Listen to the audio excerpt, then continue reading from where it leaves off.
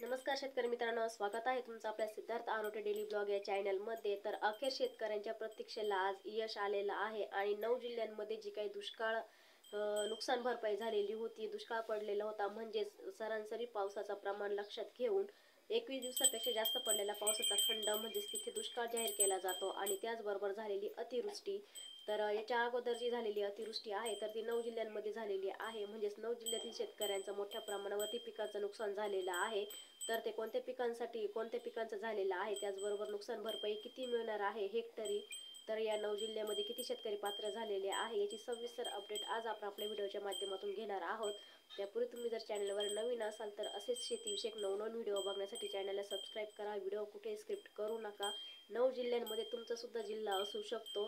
तर शेतकरी मित्रांनो, खरीप पीक विमा जो काही आहे तो पीक विम्याच्या दुसऱ्या टप्प्यासाठी 9 जिल्ह्यांना नुकसान भरपाई ही मंजूर करण्यात आलेली आहे आणि ती वाटपाला देखील बऱ्यापैकी सुरुवात झालेली आहे। त्याचबरोबर तर यामध्ये पहिला टप्पा जो आहे तो 965 कोटी रुपये शेतकऱ्यांच्या खात्यावरती जमा करण्यात आलेले होते। तर आता दुसरा जो टप्पा आहे तो या 9 जिल्ह्यातील शेतकऱ्यांच्या खात्यावरती हा पीक विमा जमा करण्यात येणार आहे। तर हे जे काही 9 जिल्हे आहे ते यामध्येही ते पहिल्या टप्प्यामध्येही त्यांना बऱ्यापैकी पीक विमा हा मिळालेला आहे तेथील शेतकऱ्यांना, आणि दुसऱ्या टप्प्यात जो काही पीक विमा आहे तो सुद्धा आता मिळण्यास सुरुवात झालेली आहे। तर शेतकरी मित्रांनो,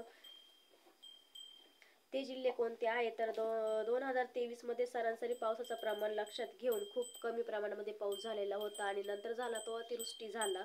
तर यामध्ये अनेक जिल्ह्यात आणि तालुक्यांमध्ये दुष्काळ परिस्थिती निर्माण झालेली होती आणि याचमध्ये शेतकऱ्यांना आता पेरणी करून पाऊस न पडल्यामुळे बी बियाणे आणि खते इतर मेहनतीचे पैसे देखील वाया गेलेले होते। तर याचमुळे आता शेतकरी आर्थिक संकटातून जात आहे आणि याच पार्श्वभूमीवरती आता शेतकऱ्यांना महाराष्ट्रातील 12 जिल्ह्यातील 47 लाख रुपयांची रक्कम जी काही आहे, 47,63,हजार शेतकऱ्यांना अग्रिम पीक विम्याची जी काही रक्कम आहे ही 965 कोटी शेतकऱ्यांना ही रक्कम शेतकऱ्यांच्या खात्यावरती जमा करण्यात आलेली आहे। तर सर्व शेतकऱ्यांना पीक विमा हा दिवाळीपूर्वीच देण्यात येणार होता, परंतु काही कारणामुळे तो लेट झालेला आहे। तर तो आता येत्या 2 दिवसामध्ये केंद्र सरकारच्या माध्यमातून, राज्य सरकारच्या माध्यमातून जी काही कंपनी ठरवल्या गेल्या आहे, ज्या जिल्ह्यामध्ये जी कंपनी कार्यरत आहे त्या कंपनीच्या माध्यमातून हा पीक विमा त्यांच्या खात्यावरती वितरित केला जाणार आहे।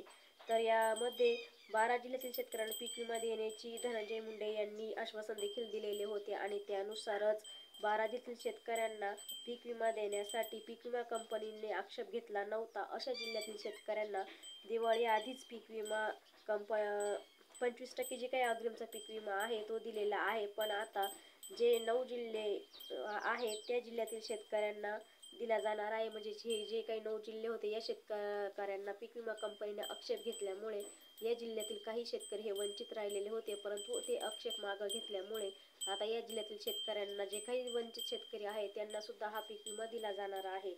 तर त्यामध्ये महाराष्ट्रातील यावर्षी 34 जिल्ह्यांपैकी अनेक शेतकऱ्यांनी आपला पीक विमा भरलेला आहे आणि यावर्षी राज्यातील सरकारने शेतकऱ्यांसाठी फक्त 1 रुपया पीक पाहणी करण्याची घोषणा केलेली होती आणि यामुळेच राज्यातील अनेक शेतकऱ्यांनी आपल्या खरीप हंगामातील पीक विमा जो काही आहे तो भरला होता आणि त्यानुसार त्या शेतकऱ्यांना आक्षेप न घेतल्यामुळे 12 जिल्ह्यातील शेतकऱ्यांसाठी हा पीक विमा भेटला आहे। परंतु जे आक्षेप घेण्यात आलेले होते त्यामध्ये हे 9 जिल्हे बसलेले होते, म्हणजे 9 जिल्ह्यांमध्ये आक्षेप घेण्यात आलेला होता, तर त्यामुळे हे 9 जिल्हे वंचित होते। तर दुसऱ्या टप्प्यामध्ये आता तो पीक विमा या शेतकऱ्यांना मिळणार आहे। तर या जिल्ह्यांची यादी सुद्धा प्रसिद्ध करण्यात आलेली आहे। तर शेतकरी मित्रांनो, कोणत्या 9 जिल्ह्यांमध्ये आक्षेप घेण्यात आलेला होता किंवा ते 9 जिल्हे वंचित होते तर ते बघूया। तर शेतकरी मित्रांनो, यामध्ये पहिला जो जिल्हा आहे तो म्हणजे बीड, बुलढाणा, वाशिम, नंदुरबार, धुळे, नाशिक, पुणे, अमरावती, त्याचबरोबर अहमदनगर। तर असे जे काही 9 जिल्हे आहे तर या 9 जिल्ह्यातील